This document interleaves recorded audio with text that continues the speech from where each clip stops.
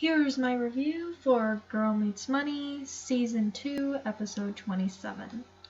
So the point of the episode. So we take the good life for granted. We also think having a lot of money means we have a better life. And it can mean that, until you have too much. We need money to an extent, but too much can cause separation between the ones closest to you. We have to give to the world what it gave us. And remember that people are worth more than the material things in this world. And one of my favorite quotes of this episode, or really even in Girl Meets World at all, is when Corey says, "Money is paper we put our faith in." Because that is such a true statement, especially for America. We depend so much on money. And we're in trillions of dollars of debt. Okay, so the opening scene is really funny with Maya and how she's like, "Yay, we finally get paid for going to school." I thought that was really cute. And she was just funny throughout this whole episode. I liked all her scenes. And then Riley with Corey and them bringing back up the little blast shirt. I liked a lot of things they brought up in this episode. They brought back in this episode, like with that. And at first I'm like, well, are they not? I wonder if they're going to remember the shirt. And they did. So that was good. And I like that. And I like how Corey kind of tricked Riley into seeing that they are the same shirt. There's no difference between them. And letting her realize that for herself.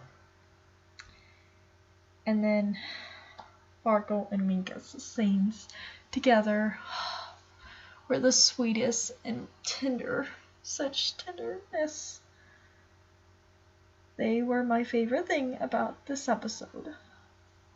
Oh, I loved all of their scenes together. This is definitely my favorite episode with Minkus in it. It's so sweet. It definitely showed their father-son relationship, and I like that. And then I liked how this episode kind of talked about finances, and it even brought up the stock market, which I think is important for just kids to know. Maybe not necessarily, well, I guess you're never too young because it's gonna belong to you someday, so why not know about it? And then I really liked seeing how Maya kind of represents the poor side and Farkle represents the rich side, and how they didn't automatically say that being rich was a bad thing. Like, Maya's like, no. Farkle's like, so why do you need money at all? But Maya says, that's not right. And I like that. I like how they have that balance between having money and not having money, and the benefits having money and the benefits of not having money or as much money. And I like how Maya was teaching Farkle for once. Like, it was nice to see Maya being the teacher in this scene. Just like in, what was it? Girl Meets the New Teacher. Maya's like, I guess being a teacher wouldn't be so bad. Well, here she's the teacher of Farkle, so. And then I like how Pluto, from Riley's point of view, is brought back up this episode by Farkle towards Riley. That was nice. And then the scenes with Augie and with Corey, and Augie thinking Topanga has more money, and him not wanting and then Corey's like not understanding. Oh, it was cute. And then Topanga, can you break a 20? Corey's like, you make me feel bad.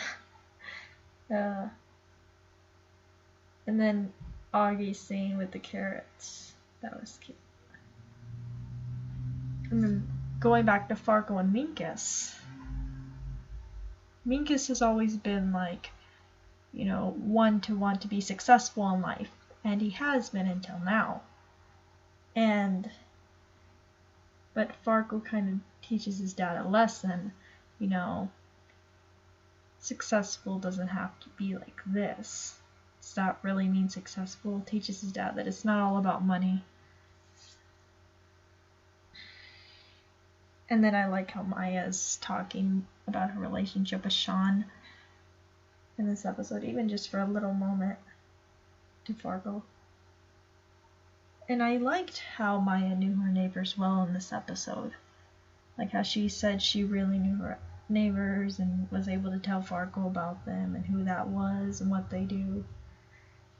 And okay, when Lucas is like obsessed with this little ferret and like petting it, and then Maya finally reveals it's like a rat.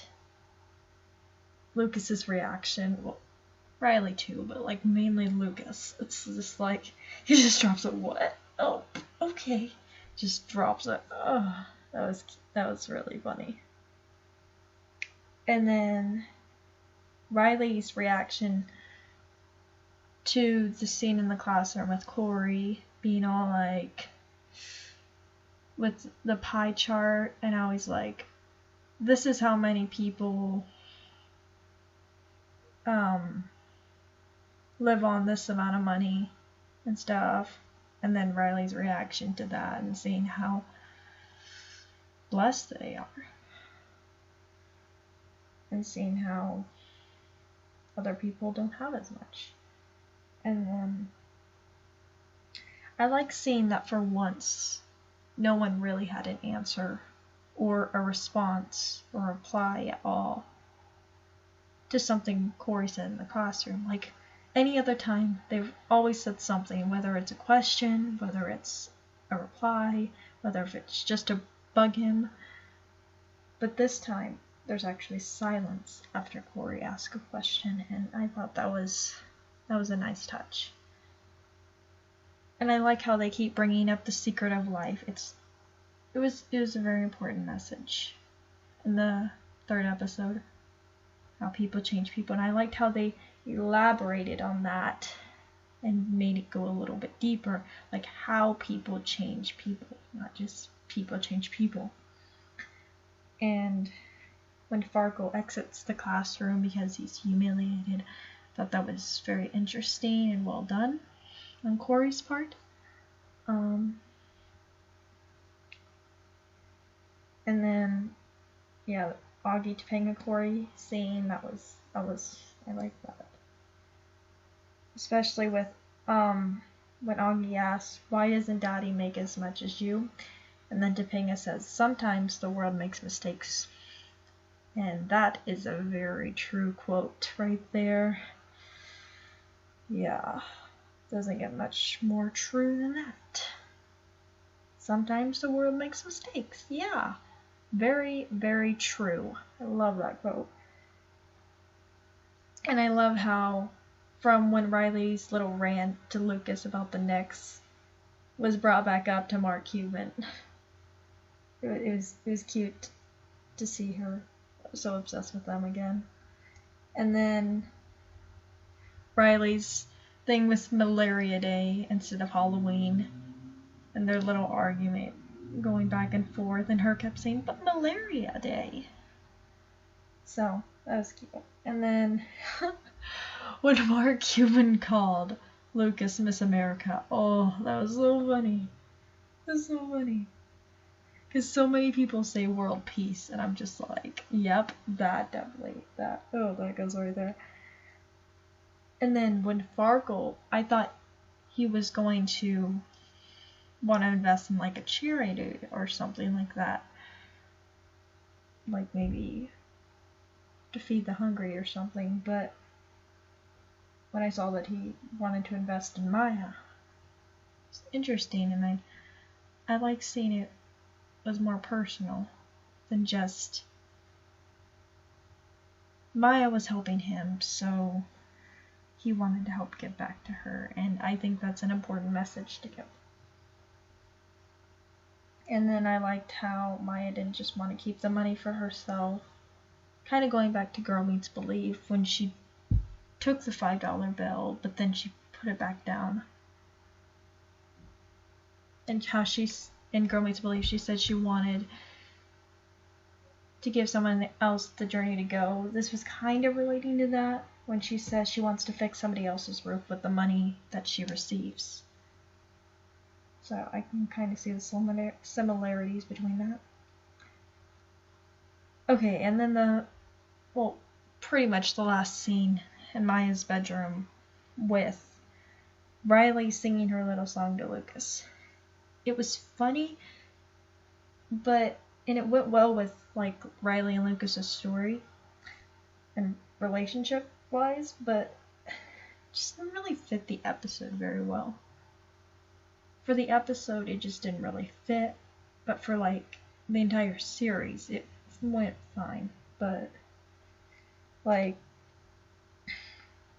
Riley saying, "I'm sorry for making you feel so bad," to Lucas would maybe be like her apologizing for lying to him about saying she doesn't like him anymore and for calling them brother and sister. I don't know when this episode was made, but I can kind of see it relating to that. But it just felt kind of out of place for this episode. But it fit well for their story. Anyway, that's all I have for this review. Let me know your comments. Let me know your thoughts in the comments below. And please leave out any profane language. And I think the next episode is February 12th, Girl Meets Communism. Yeah, I don't have any thoughts on that yet because I don't know what that's going to be about. So, anyway, leave your comments below. Bye.